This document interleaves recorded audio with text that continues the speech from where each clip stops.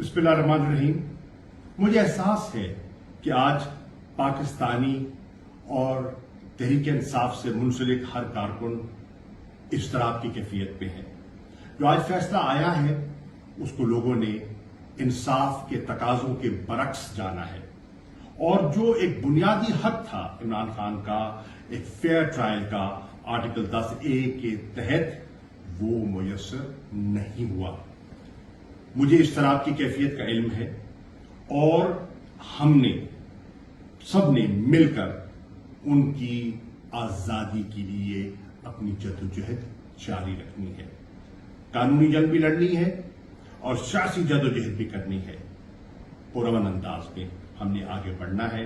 इमरान खान साहब की वाज़ेह हिदायत हैं, उन हिदायत को, उन गाइडलाइंस को सामने रखते हुए हमने आगे बढ़ना है।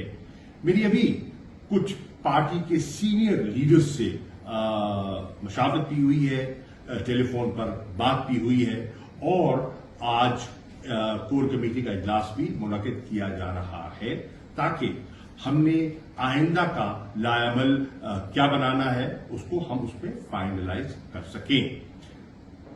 कुदरती बात है कि एक फितरी रद्दअमल है लोगों में, एक इज़्तिराब है, एक गम गुस्सा भी है और मुख्तलिफ जगह पर लोग अपना इमरान खान के साथ यकजहती का इजहार भी करना चाहते हैं और अपना पुरअमन एहतजाज भी रिकॉर्ड कराना चाहते हैं। वो आपका आईनी कानूनी हक है, कोई आप वो सलब नहीं कर सकता। पुरअमन रहते हुए आप अपना हक इस्तेमाल कर सकते हैं। इमलाक को नुकसान नहीं पहुंचाना, कानून को हाथ में नहीं लेना, लेकिन अपनी जद्दोजहद को, हकीकी आजादी की जद्दोजहद को हमने आगे बढ़ाना है।